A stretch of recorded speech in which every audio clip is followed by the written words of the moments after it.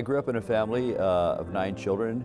My parents married right after the Second World War ended. My dad came home from the Navy. They were married in February of 1946. Over the next 16 years, 9 children were born in that family. I'm the third of 9. I have 2 older brothers, and then we began to have the sisters come along. I lived in a neighborhood that, for the most part, was tied to the life of the parish, where many people of Croatian descent settled as my grandparents immigrated from Croatia around the time of the First World War.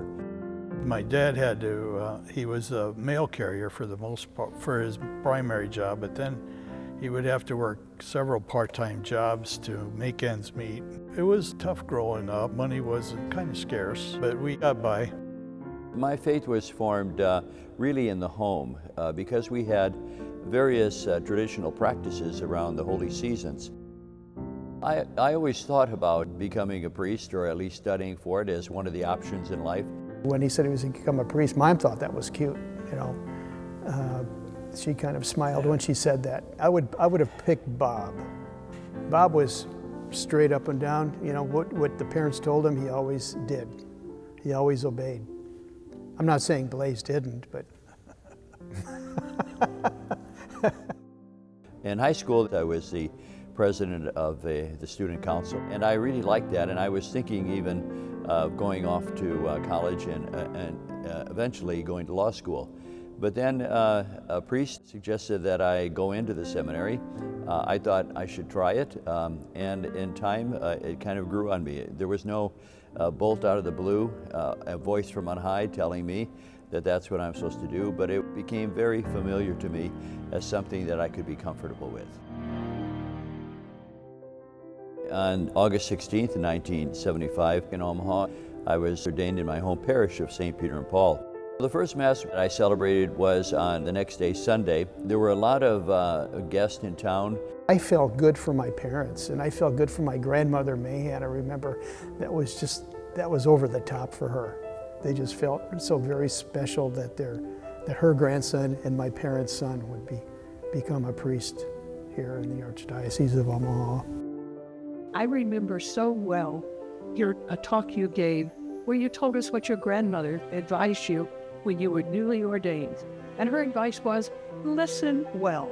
Your Eminence, thank you for listening to your grandmother and to the people of God. My first assignment was as an associate pastor in St. Margaret Mary's in Omaha.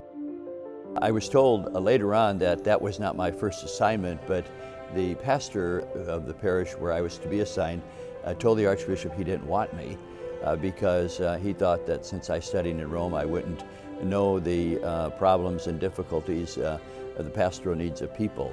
The pastor of St. Margaret Mary's, Peter Dunn, was in to see the Archbishop because he didn't get an associate. And so the Archbishop said, well, I have this guy who's left over. That's why I was wondering why I was referred to as a leftover guy for some years. But it was a wonderful assignment. In the middle of 1980, the Archbishop called me in and told me that the Papal Nuncio, Archbishop Shadow, had asked me to come for an interview to join the staff at the Papal Nunciature, now the Vatican Embassy. So apparently I passed the interview, and I was there from that period of time, late 1980 until 87. In 1989, I was asked 2 years later to be the rector of the Josephinum Seminary in Columbus, Ohio. I came back from that in 1997. 1 year later, was appointed Bishop of Rapid City, South Dakota, where I remained until 2010. I was there 12 years. I loved being in Rapid City. It's a much simpler life, but the people are very direct, very supportive. I loved particularly my interaction with the Native American community. There were only 28,000 Catholics, 1/3 of them being Native Americans. After that, Pope Benedict asked me to go to Spokane, Washington. I do accept the pastoral care of the people of God in the Diocese of Spokane. I resolve to serve faithfully the spiritual needs of this local church. I was there for 4 years until 2014, and then I was appointed the Archbishop of Chicago. So my mother thought I could not keep a job. By virtue of the fullness of our apostolic authority, we release you from the bond of the Church of Spokane, and we choose and appoint you Metropolitan Archbishop of Chicago. When I get a call, and now I've had 3 calls, in fact, 3 different popes have assigned me as a bishop. I've always had the understanding that on the day of my ordination, I gave my life over to the church, and I should do whatever I'm asked to do if I possibly can. I'm certain that the appointment was somewhat of a surprise to you. I said, you know, I've never asked for anything. I've never said no to the church, and so yes, I'll do it. And how long did it take for it to sink in what you had ahead of you? It's still sinking.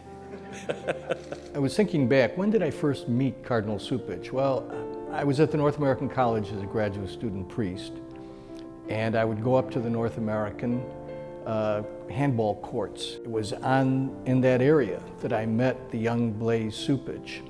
And as I think back, I guess I was hoping to be a model of athleticism for him. And I hope I was. Look at the results.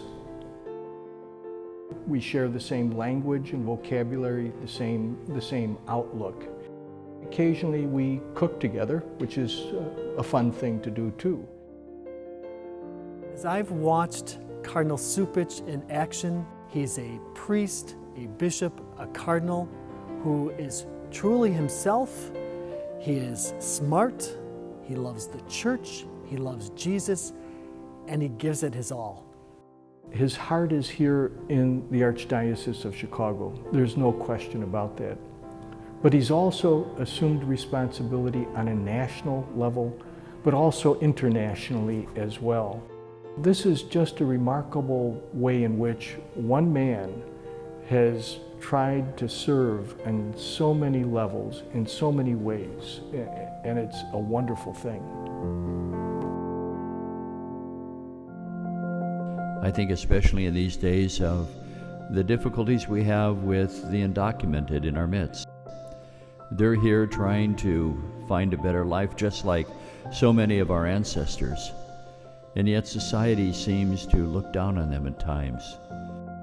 I come at the issue of immigration on a very personal level, knowing that my grandparents were immigrants and they were welcomed into this country. I'm here because they took the bold step of leaving their homeland and starting a new life. That's how I look upon the immigrants of today. I'm with them on that in a very personal way. Raise your hands high. He's been open to the ministry of immigration. He has supported us in many ways. He is often one of very few bishops, cardinals who will have the courage to speak out for the immigrant against the injustice.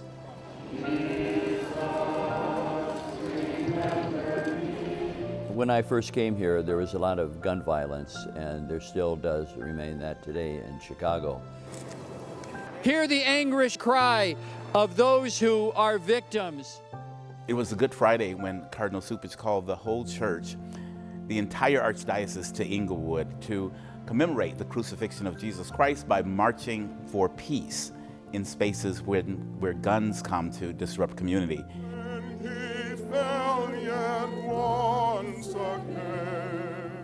We, the people of goodwill and strong faith, are ever grateful for this kind of leadership. We wish His Eminence many more good years of offering the faithful the peace of Christ. In the unity of the Holy Spirit, all glory and honor is yours. Cardinal Cupich has always been so forward-thinking with ideas about the use of media. When the COVID pandemic hit, he was quick to embrace bringing the Mass to television and online. His message now not only reaches people within the Archdiocese, but across the country and around the world.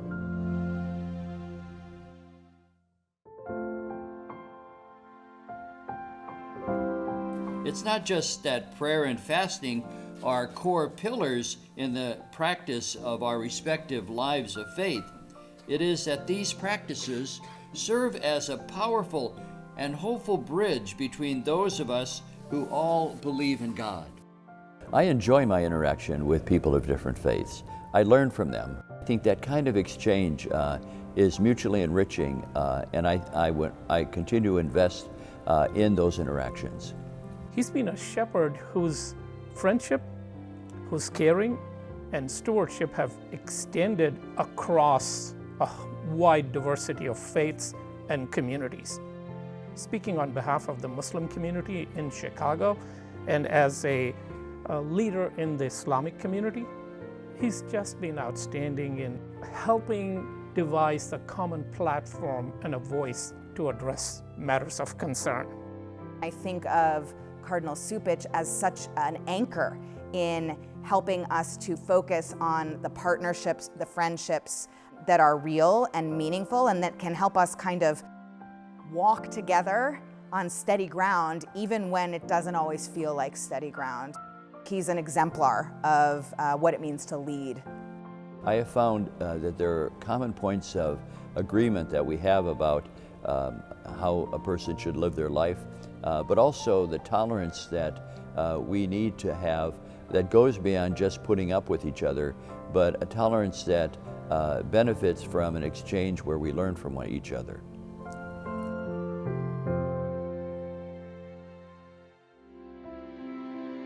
Father Kameli said that the first 50 years are the toughest. So it's all downhill after this. How do priests make it to 50 years? I think it happens when focus is maintained. Focus not on oneself, but on Jesus and on the people. What is our hope for Blase in the future? Just to continue doing what he's doing, and he does it well. As one of the leaders of the church, as a cardinal, those are his children too, his family. Don't forget that, and he won't. I have seen firsthand in Cardinal Cupich that kind of service without a claim. He just keeps going. I'm going to go back to something an older priest told me when I was first ordained. He said, keep two things in mind. Do the best you can and be good to the people. And if I've done that, then I'll be satisfied that I responded well to the Lord's call.